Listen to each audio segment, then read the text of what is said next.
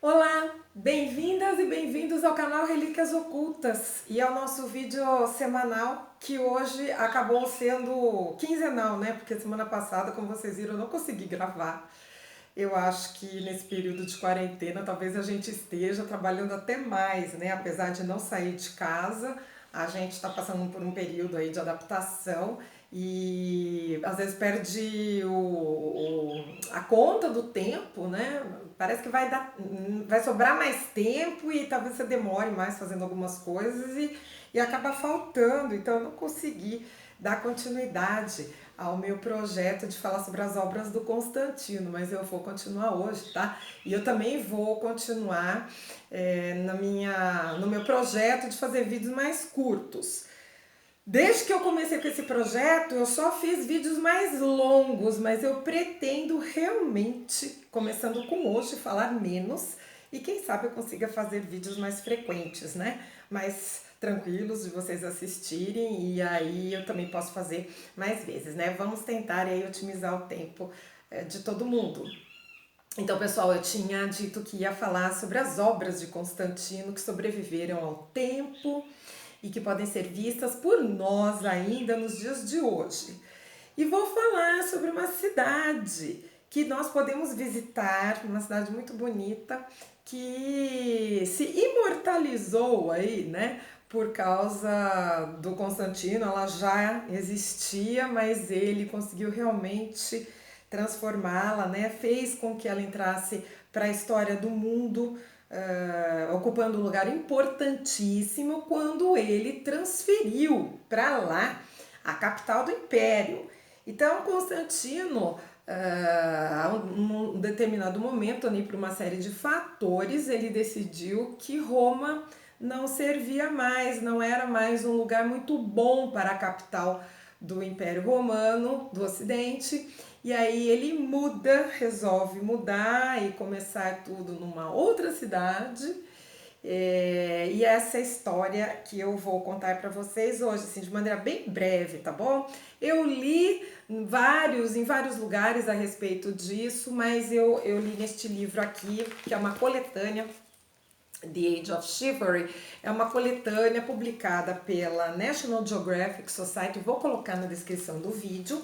É uma coletânea de vários textos de grandes estudiosos e pesquisadores falando a respeito da Idade Média, né, de todo o período. Então vamos lembrar aí, né, que de acordo com a história que a gente aprende, né, na escola, a divisão, né, dos períodos históricos, a Idade Média começa no ano de 476 depois de Cristo, quando cai Roma, né, o Império Romano do Ocidente.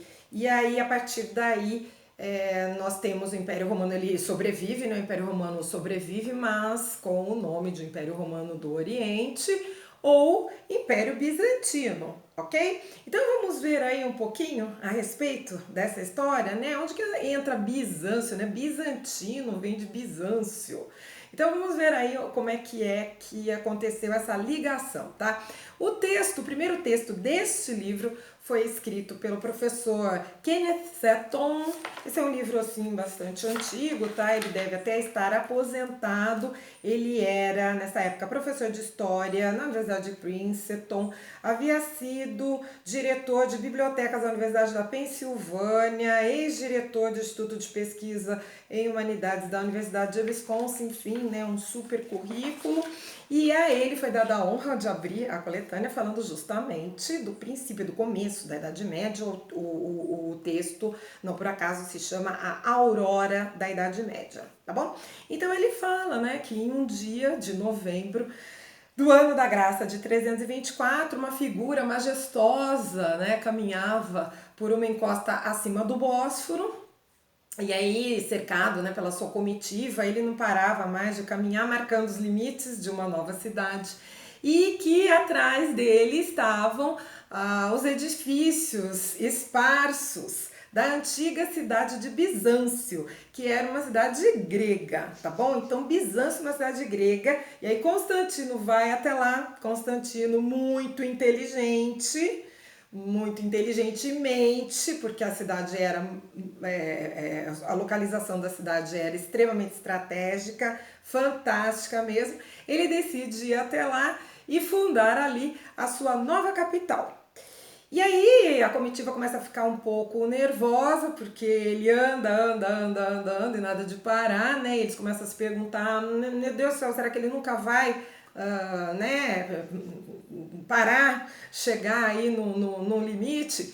E aí um atendente finalmente chega até ele e pergunta, né? Faz essa pergunta, até onde irás, meu senhor? E aí responde Constantino, até onde aquele que me guia parar. E aí conta o Kenneth Seton aqui no livro, tá? Assim, a tradição registra a divina orientação dada a Constantino o Grande quando ele fundou Constantinopla, capital oriental do Império Romano. Diferentemente de Roma, onde o paganismo ainda era forte, a nova capital abraçou imediatamente o cristianismo. Apenas 12 anos antes, Constantino havia legalizado a religião, dando fim a quase 3 séculos de perseguição intermitente. Símbolo da era cristã que estava começando, sua nova Roma se tornou uma das cidades mais fabulosas da história. Muito bonita, né? Essa descrição. Eu achei linda e resolvi compartilhar aqui com vocês. Então, a cidade de Constantinopla, fundada por Constantino, que aí chegou num determinado momento por vários fatores à conclusão que Roma não estava mais funcionando muito bem como capital, ele olha a localização estratégica da cidade, que eu já vi alguns amigos historiadores comentando. Tem uma amiga historiadora fantástica chamada Sara, ela falou uma frase um dia sobre essa cidade que hoje nós conhecemos pelo nome de Istambul. Ela falou uma frase muito bonita, ela disse assim: Istambul, porta de entrada do Oriente. Então Constantino fez essa escolha fantástica e Istambul, né, na época lá Constantinopla, ex-Bizâncio, Constantinopla, se tornou aí, né, Roma, na verdade, neste período, né, nesta época da história, estava ficando para trás. Ela representava o passado, ao passo que Constantinopla representava o futuro e seria aí o grande bastião do cristianismo pelos séculos seguintes. Foi uma cidade que deixou peregrinos e cruzados, os cruzados saíam da Europa se dirigindo a Jerusalém, passando, né, por Constantinopla, deixou os peregrinos e os cruzados embasbacados com as suas riquezas e até hoje continua deixando as pessoas fascinadas e boquiabertas com a sua beleza. Então, se você quiser visitar essa obra, né, de Constantino, essa cidade que entrou para a história por tantos motivos diferentes, você pode, se você viajar até a Turquia e visitar a cidade de Istambul, tá bom? Então eu espero que você tenha gostado. Se você quiser saber mais de Istambul especificamente, escreva aí para mim, que aí eu posso falar mais de alguns monumentos, né? Por exemplo, a famosíssima igreja de Santa Sofia, que hoje é um museu, né? Ela não é mais igreja. Tem a Mesquita Azul, nós temos o hipódromo, a Praça do Hipódromo, que tem o obelisco do Templo de Karnak. Nós temos também a serpente, né, a coluna da serpente, que é uma coluna que veio trazida, adivinha da onde? Do oráculo de Delfos, do Templo de Apolo em Delfos. Ela está lá em Istambul, foi para Constantinopla, né? E está lá até hoje, né? Em Istambul, Constantinopla, Istambul. Tem também o Palácio Topkapi, um verdadeiro palácio das 1001 noites, dos sultões ali, que foram senhores do lugar por muitos séculos também. Enfim, se você quiser saber um pouquinho mais, a gente fala um pouquinho mais sobre algum desses lugares, você escreva aí e eu faço um vídeo um pouquinho mais detalhado. E eu pretendo, né, fazer vídeos mais curtos. No próximo eu vou falar sobre 2 igrejas que foram construídas aí por iniciativa de Constantino e que se tornaram lugares, talvez uma delas, né, o santuário mais visitado pelos cristãos do mundo inteiro, tá bom? Então eu espero que você tenha gostado. Se você gostou, compartilhe com outras pessoas que também possam gostar. Se você tinha planos de visitar a Turquia, continue nutrindo aí o seu sonho de visitar, porque vale super a pena.